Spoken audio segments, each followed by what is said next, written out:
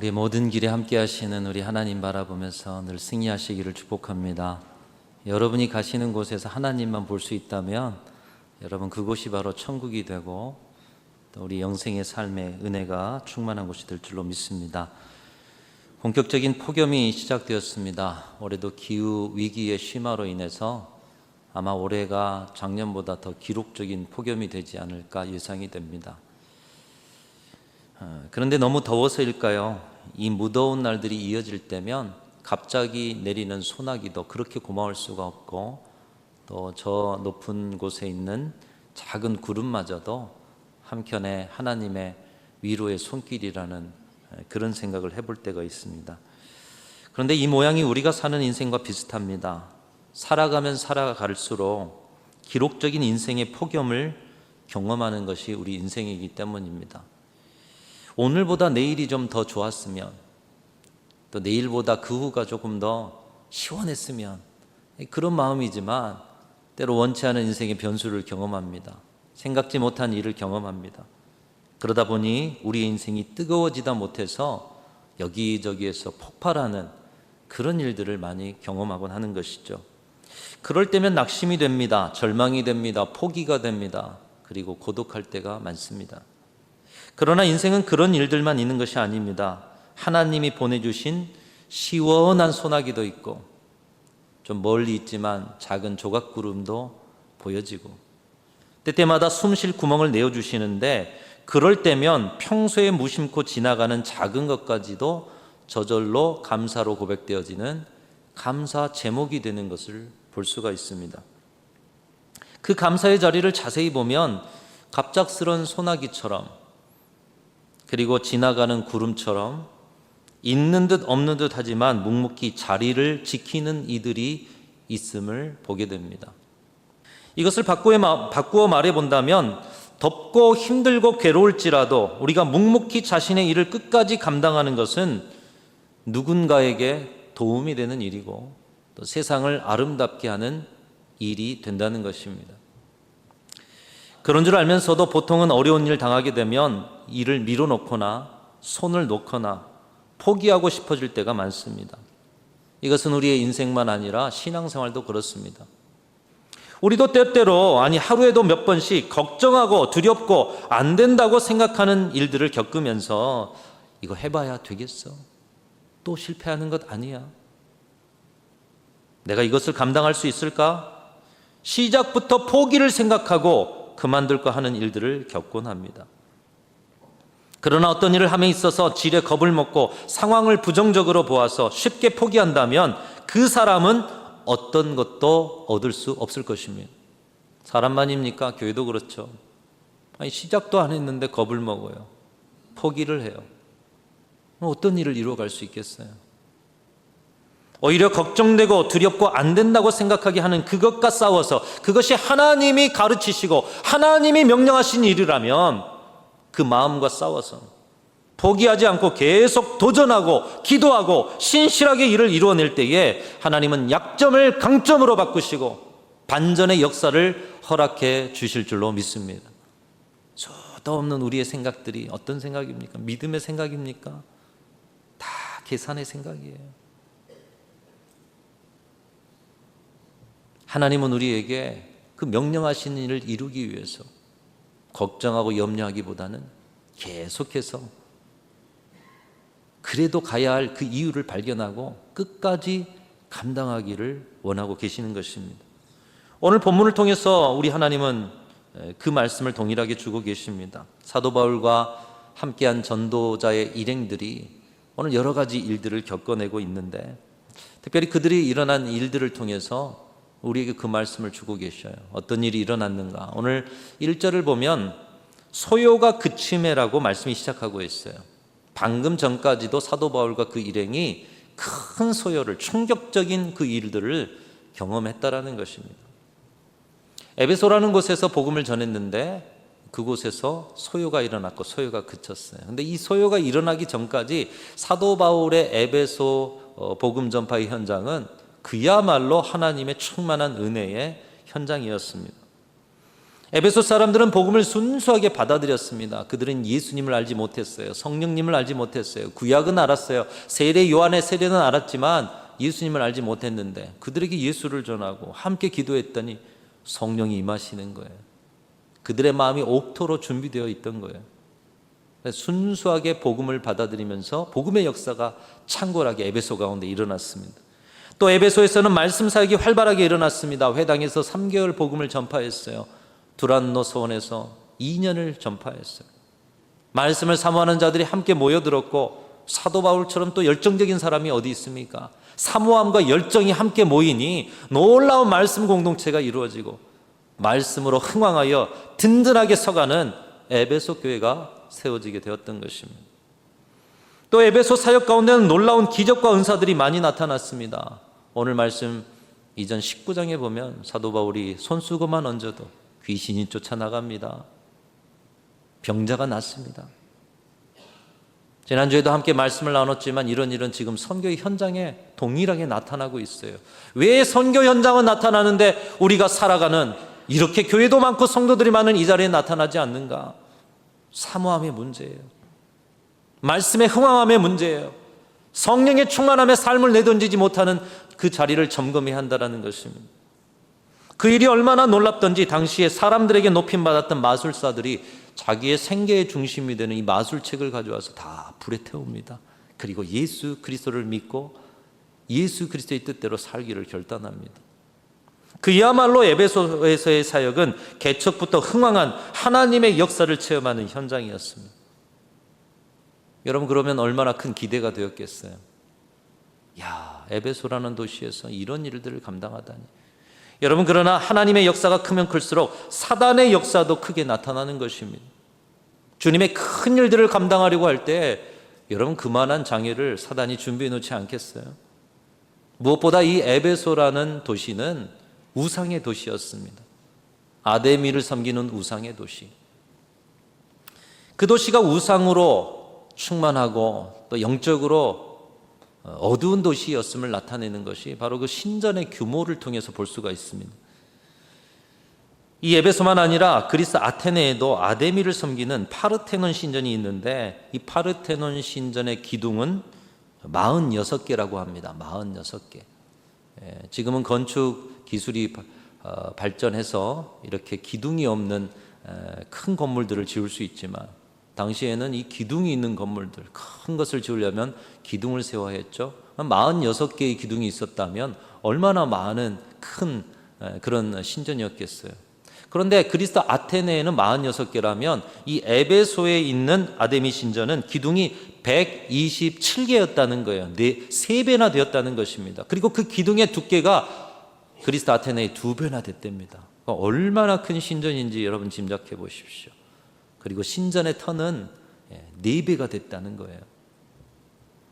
그만큼 엄청난 우상의 도시였기에 세계 각국에서 아데미 우상을 섬기고자 그것을 보고자 관광과 순례의 여정에 사람들이 많이 몰려왔다는 것입니다.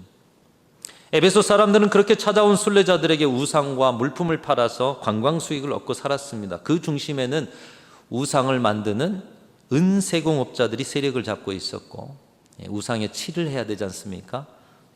좀 지금은 뭐 금박이 칠을 하지만 은세공업자들, 그리고 그 수장이 데메드리오라는 사람이었습니다. 이들이 가만히 보니까 사도 바울이 들어온 후에 많은 사람들이 예수라는 새로운 그런 신을 믿어요. 그리고 그들을 믿는 사람들은 하나같이 우상을 섬기지 않는 것을 보게 되었습니다. 그러다 보니 우상을 팔아서 풍족한 생계를 이어왔던 그들의 생계가 위협을 받기 시작했던 거예요.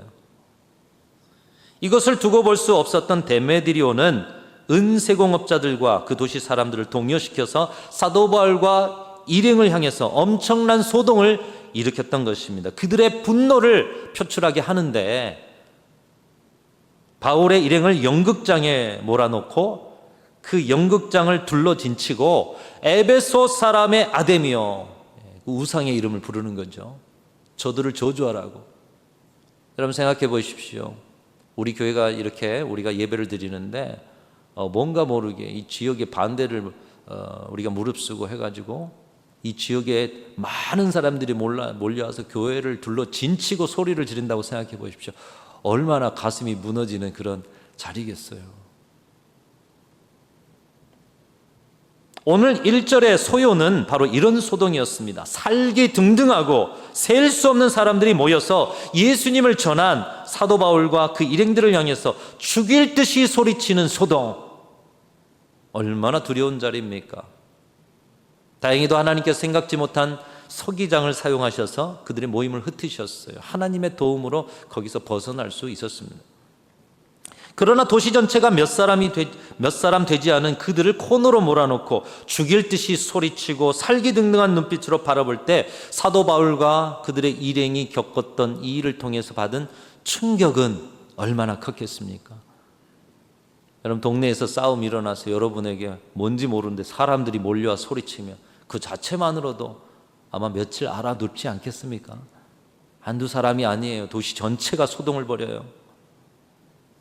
예수 믿는 것도 힘든데 예수 전하다가 우상의 도시에서 비참한 죽음을 당할 뻔한 이 충격적인 일 가운데, 여러분, 사도 바울이 이 일을 당했다면 선교도 중요하고 영혼구원도 중요하지만 지금 건강 좀 추스리고 좀 쉴 수 있지 않았겠습니까? 어디 조용한 곳으로 가서 사역을 잠깐 멈출 수 있지 않았겠습니까? 그러나 사도 바울은 소요가 그친 후 에베소의 제자들에게 작별 인사를 하고 다음 행선지인 마게도냐로 떠났습니다. 마게도냐에서도 멈추지 않은 선교의 여정으로 함께했어요. 마게도냐에서 헬라에서 또 자신을 죽이려고 찾아온 그들을 피해서 다시 마게도냐로, 그리고 마게도냐에서 드로아로 쉼없이 계속해서 그가 가야 할 길을 멈추지 않고 또 걷고 또 걸었다라는 것입니다. 사도 바울이 충격적인 이 일을 겪은 후에도 멈추지 않고 쉼없이 달리면서 포기하지 않았던 것이 무엇이었습니까? 첫 번째로 그는 1차 전도 여행 때 세워졌던 교회들을 돌보는 일을 멈추지 않고 포기하지 않았다는 것이에요. 마게도냐는 빌립보 교회가 서 있습니다. 데살로니가 교회도 서 있습니다. 베레아에 세워진 교회도 있었습니다. 또 헬라 지역에는 고린도 교회가 서 있었습니다. 그런 교회들은 이제 갓 세워진 교회들이었어요. 돌봄이 필요해요.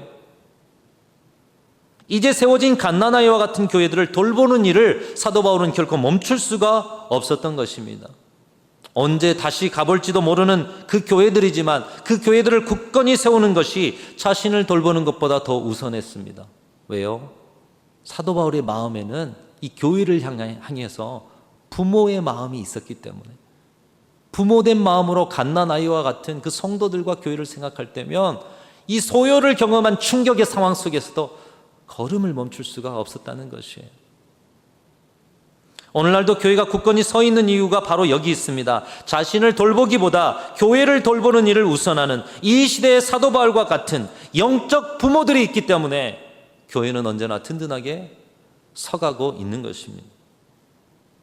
오늘도 보이지 않는 구석구석에서 내게 주신 교회를 사랑하는 마음으로 섬기는 많은 봉사자와 사역자들, 그리고 우리의 지난 시절의 많은 믿음의 선배들, 그들의 부모된 마음으로 교회는 굳건히 서왔던 것입니다.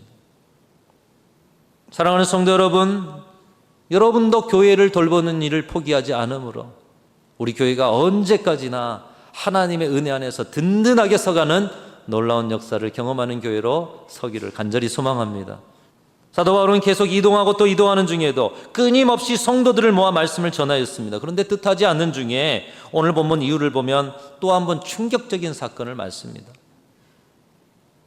피곤한 중에도 말씀을 듣고자 온 청년 유두고라 하는 그 친구가 아마 사람들이 많이 모여 있었던지 창가에 앉아서 말씀을 들었어요. 근데 졸다가 창에서 떨어져 죽는 일이 벌어졌습니다. 여러분, 오늘 예배 가운데도 말씀을 전하고 있는데 여러분의 건강상의 이유로 누군가 쓰러진다면 오늘 예배가 예배 되겠습니까? 쉬운 일이 아닐 거예요. 또 그 충격은 얼마나 크겠어요. 그런데 사도 바울은 이런 상황 속에서도 주저없이 죽은 청년의 시신을 끌어안고 기도합니다. 죽은 시신이라도 끌어안고 온 힘을 당하여 기도하는 사도 바울의 모습. 오늘 이 교회 안에, 우리의 모임 안에 이 청년 죽으면 주님의 복음이 어떻게 되겠어요? 이 교회 어떻게 되겠어요?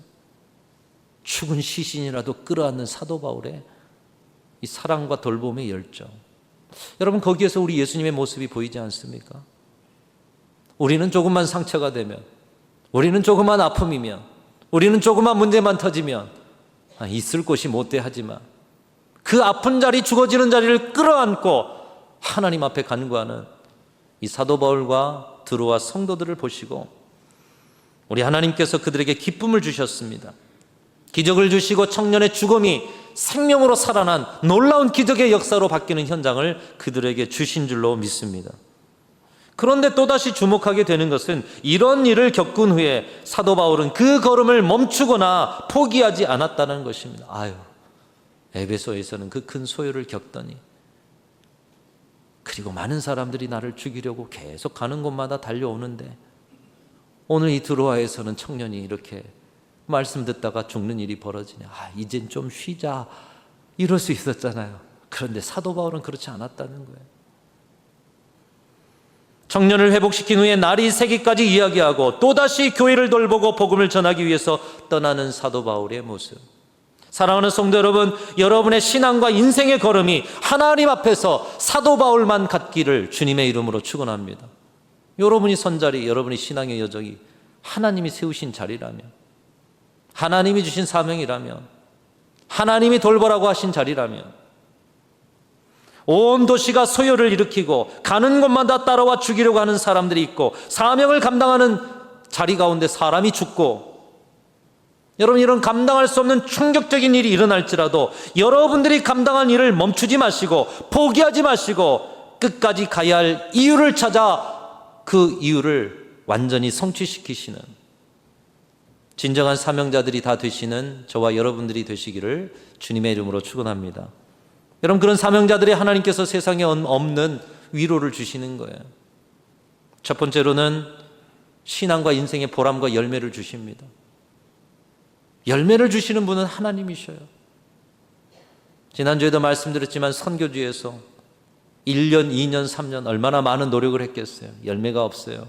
우리 선교 보고하러 오신 선교사님들도 그래요.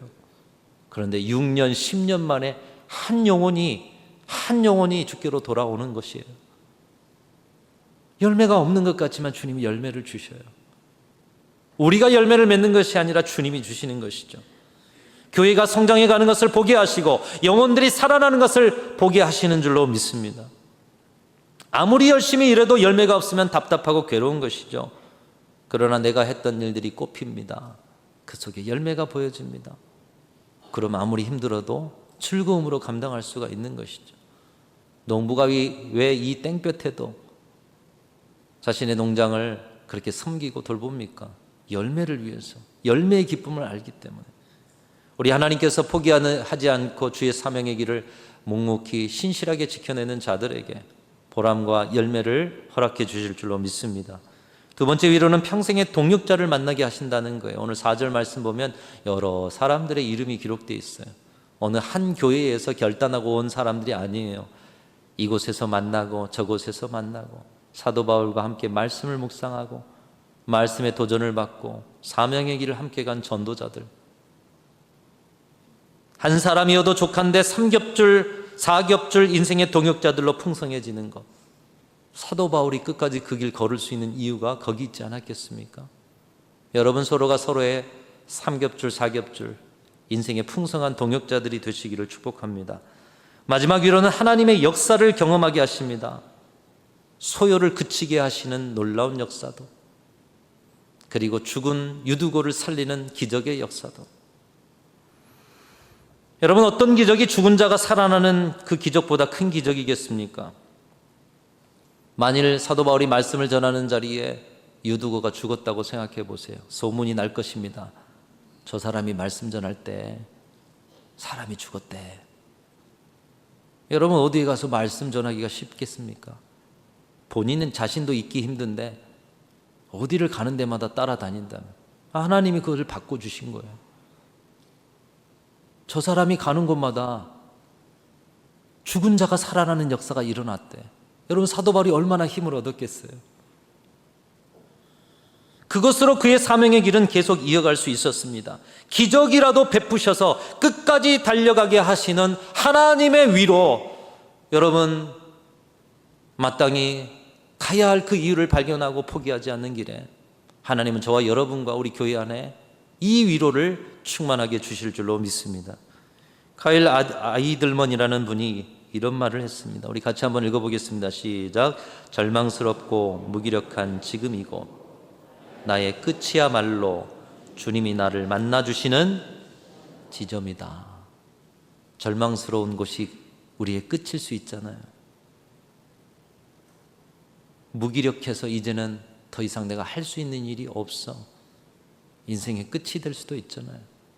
그런데 나의 끝이야말로 주님이 나를 만나주시는 지점이다. 사도 바울이 바로 이 마음을 품었던 것 같습니다. 그의 땅끝에서 소요가 일어나는 건 이제 끝이구나. 유도고가 죽은 자리 이제 끝이구나. 땅끝이에요. 근데 그는 그의 땅끝에서 주님을 만났고 또 주님을 만나기 위해서 또다시 다른 땅끝으로 끝까지 걸어 나갔던 사도 바울. 여러분도 여러분의 땅끝에서 주님을 만나는 그런 은혜가 있으시기를 주님의 이름으로 축원합니다. 말씀을 맺겠습니다. 이번 한 주도 여러분 더울 것입니다. 그래서 멈추고 싶고 포기하고 싶고 그만두고 싶은 일들도 많을 것입니다. 그러나 그 일이 하나님이 기뻐하시는 일이고 그 일이 세상을 아름답게 하는 일이고 그 일이 여러분의 인생을 복스럽게 하는 일이라면 그래도 끝까지 가야 할 이유를 찾으시고 그래도 끝까지 감당하시는 저와 여러분들이 다 되실 수 있기를 주님의 이름으로 축원합니다.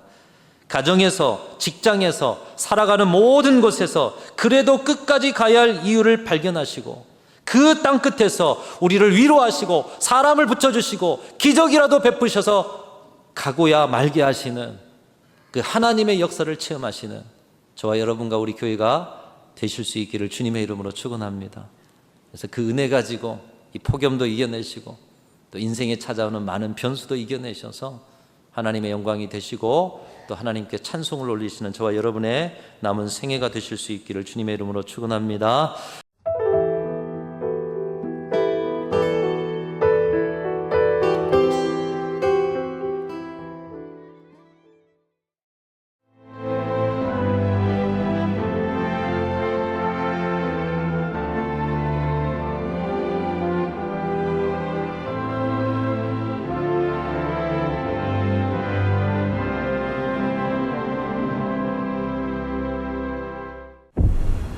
최적의 산업 인프라, 편리한 교통 인프라, 대표 2차전지 클러스터, 미래형 신산업, 해양관광의 중심지, 살기 좋은 정주 환경, 미래를 여는 투자 중심지, 광양만권 경제 자유구역. 섬과 바다가 어우러져 미래를 만드는 도시 여수에서 2026 여수세계 섬박람회가 열립니다.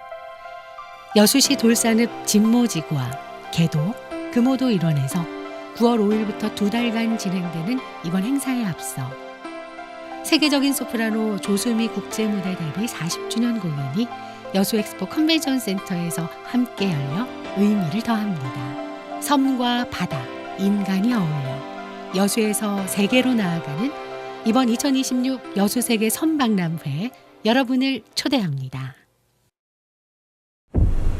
최적의 산업 인프라, 편리한 교통 인프라, 대표 2차전지 클러스터, 미래형 신산업, 해양관광의 중심지, 살기 좋은 정주 환경, 미래를 여는 투자 중심지, 광양만권 경제 자유구역.